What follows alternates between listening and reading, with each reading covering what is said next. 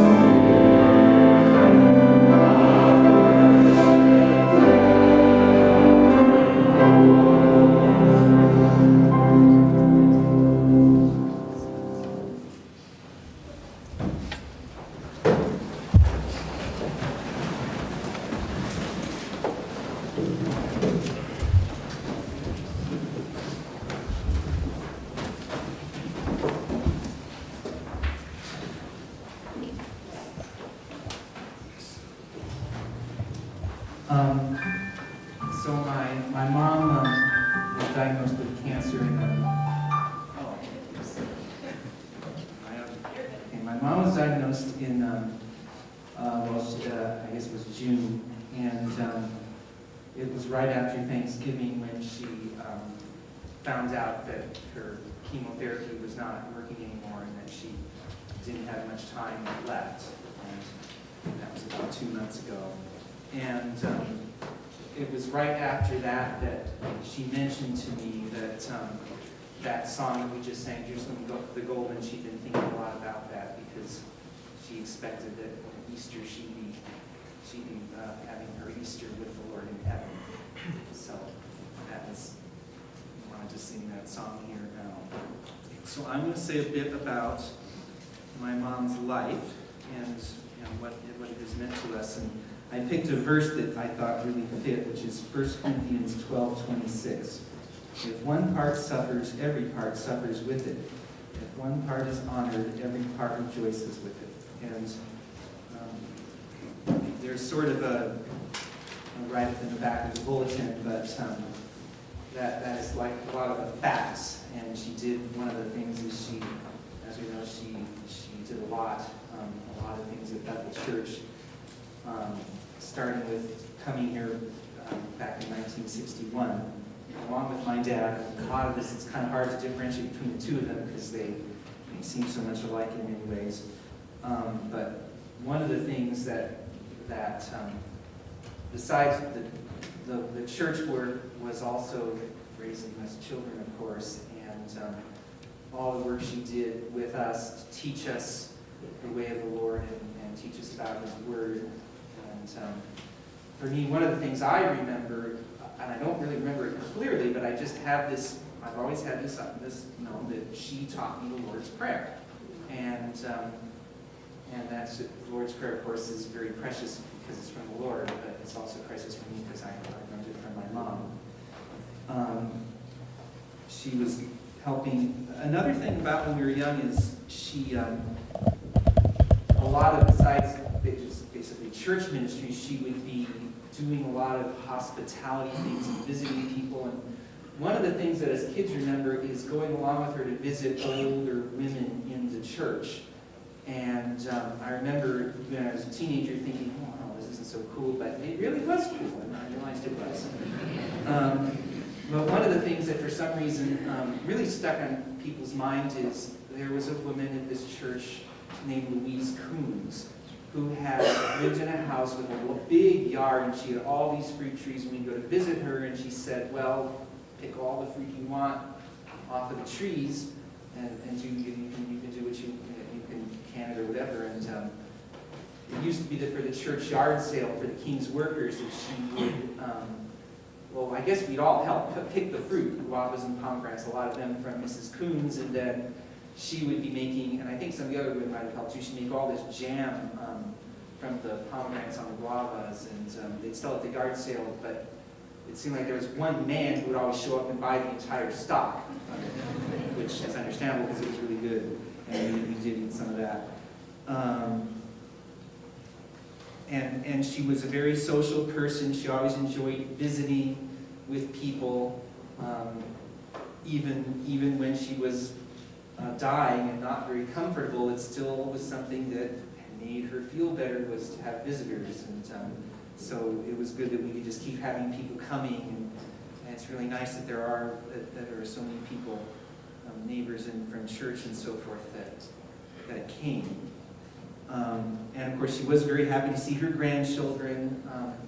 My family has been in Amsterdam for the past month, and a little over a month, and so we would set up the webcam and bring the laptop in, and she really enjoyed that, seeing my family even on the webcam, although it wasn't the same. And the very last time on the webcam, my stepdaughter wanted me to say this, that she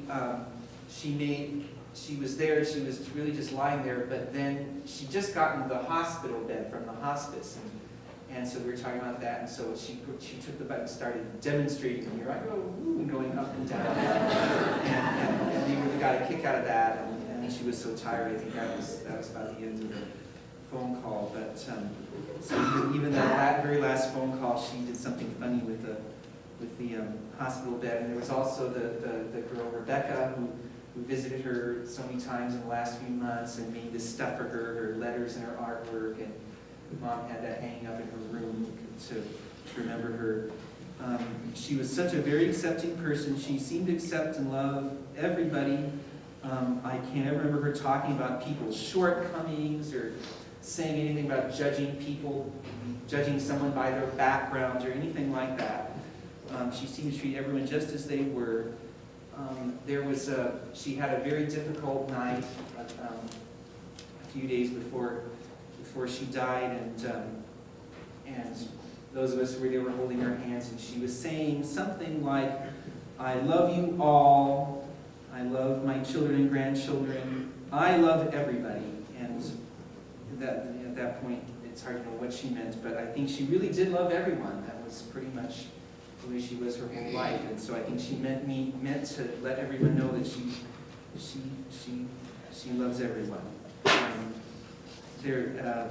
the last visit, when there were some nice talks with the grandchildren, the last time that some of the boys came from Grand Rapids, she mentioned how she had got to know Alex better, and she liked that, and she appreciated his thoughtfulness. And a little bit before Christmas, I think it was, she and Rowena had this long talk, just the two of them. She talked to her about how she's seeing how Rowena is being more grown up and mature.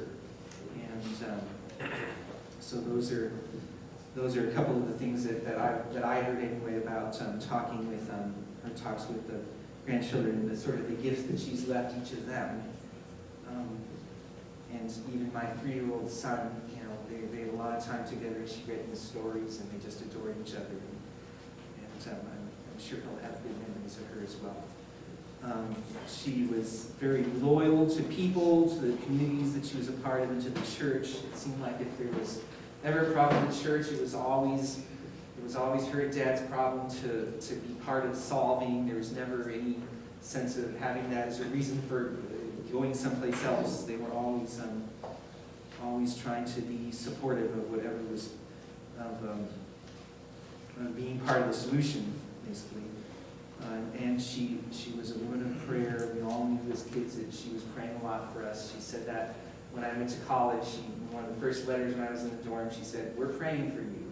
And I'm sure she was, and that was really encouraging to know all that. And I'm sorry that she isn't around to pray for us anymore. Who knows how that works in heaven, praying for people on earth.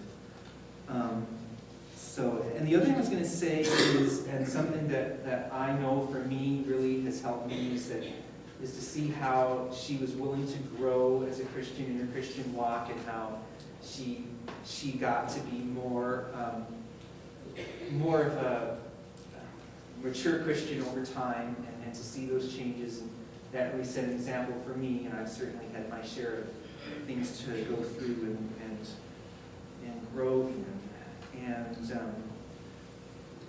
one of those things, where was I here? One of those things was, we talked a bit about her patience, and I can remember sometimes as the oldest child, maybe when she wasn't quite so patient as maybe she was with the younger kids. And this is one example of how she was growing as a Christian and as a parent. So I have a few other things to do here. My stepdaughter, who is still in Amsterdam and wishes she could be here, she's 12, and there's a part later where people or anyone who wants to can share some of their memories or things they want to say, but to avoid coming up here, then I'm just going to read this now. She wanted me to read it. "She may be gone from our lives, but she will never leave our hearts. We will never forget her. I will miss her." From Rowena. Okay. And then, so I've read that. The other thing is, I do want to say on behalf of the family how grateful we are for all the things people at Bethel Church have done over the past 8 months, helping my parents, in so many ways, being there and bringing food and helping take care of her in the last few weeks. You've been so much help. And my brother and sisters would like to especially thank Aunt Carol for spending so much time here and with them, and all the things that she's done. It helps so much. It's just been great having her here. So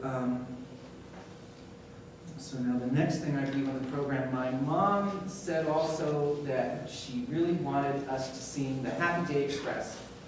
And it's a kid song back when I was a kid. It's a song that she taught some of the grandchildren to sing. And so she wants us to sing that song.